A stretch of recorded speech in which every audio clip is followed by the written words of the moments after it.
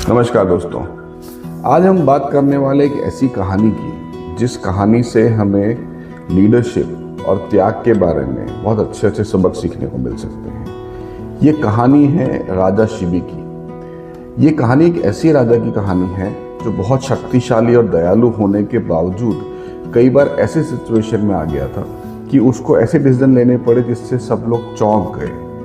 क्या आप कभी सोच सकते हैं कि कोई राजा किसी को बचाने के लिए अपने आप को, अपने शरीर को, अपनी जान को स्टेक पे रख दे? आइए इस कहानी के बारे में हम जानते हैं। इसके लिए हमें हजारों साल पहले की यात्रा करनी पड़ेगी और ये उस जमाने की बात है जहाँ पे राजा शिबी अपने दरबार में बैठे थे और अचानक से एक कबूतर उड़ता हुआ आता है और उनकी गोद में गिर जाता है। वो कबूतर डर से कांप रहा था, धूज रहा था। राजा ने धीरे से उसको अपने हाथ में उठाया, उसको सहलाया, उसको सांत्वना दी और उससे पूछा कि आप कहाँ से आए और मेरे गोद में आके कैसे गिरे? क्या कारण है आप इतने घबराए हुए हैं? कबूतर कुछ बोल पाता उसके पहले उसके पीछे पीछे उड़ता हुआ एक बाज उस यात्रा में, उस दरबार में पहुंचा। बाज ने बोला, हे राजन, ये कबूतर मेरा भोजन है। ये प्रकृति का नियम है कि मैं इसका शिकार करूं और अपना पेट भरूं, तो आप इसे मुझे सौंप दें। अब कबूतर बोल रहा था कि राजन, मैं आपकी शरण में हूं, मेरी रक्षा करें। अब राजा ये बोले कि मैं तो दोनों तरफ से ही फंस गया हूं, क्योंकि दोनों लोग अपने अपने हिसाब से सही बात कर रहे हैं। एक बोल रहा है मुझे शरण दो, तो शरण में आए हुए की रक्षा करना एक क्षत्रिय का धर्म है, और दूसरा बोल रहा है कि मैं प्रकृति के नियमों के हिसाब से चल रहा हूँ, तो प्रकृति के नियमों की सम्मान करना वो भी मेरा धर्म है। तो उसके लिए मुझे क्या करना चाहिए? तो उसके लिए राजा ने 3 कदम उठाए। राजा ने सबसे पहले तो एक तराजू मंगाई। तराजू मंगाने के बाद तराजू के एक खन में रखा उन्होंने कबूतर को, और दूसरे खन में बाज से बात करने के बाद कि बाज, अगर मैं इस कबूतर के वजन के बराबर अपने शरीर का मांस तुझे दूं तो चलेगा? बाज बोला, मुझे कोई दिक्कत नहीं है, आप दीजिए। तो दूसरे तराजू में उन्होंने रखना शुरू किया अपना मांस। तो अपने शरीर में से मांस काट काट के वो उस तराजू में रखते रहे।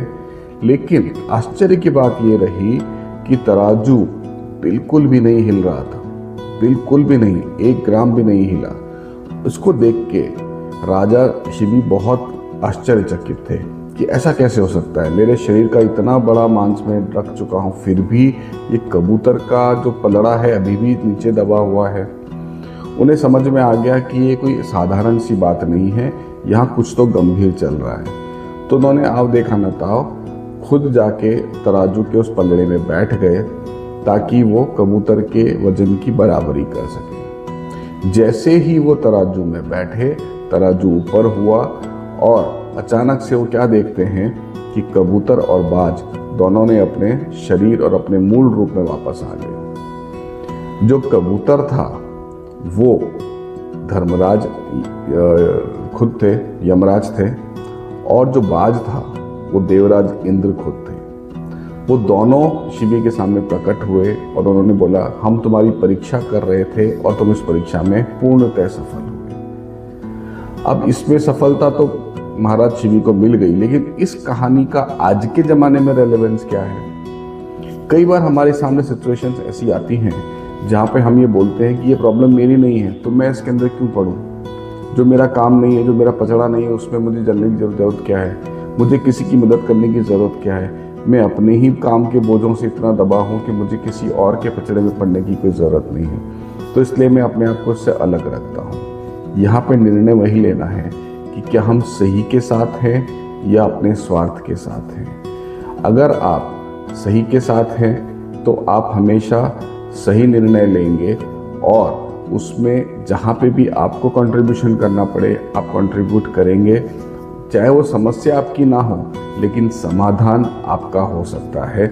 ऐसी मेंटालिटी लेके जब हम आगे बढ़ते हैं तो हम एक सच्चे लीडर की तरह आगे बढ़ सकते हैं। ये कहानी आपको कैसी लगी मुझे कमेंट सेक्शन में लिख के ज़रूर बताएं, और इसी तरह की कहानियाँ सुनते रहने के लिए मेरे चैनल पर बने रहें। अगले शनिवार फिर एक नई कहानी के साथ फिर आपसे मुलाकात होगी। तब तक नमस्कार।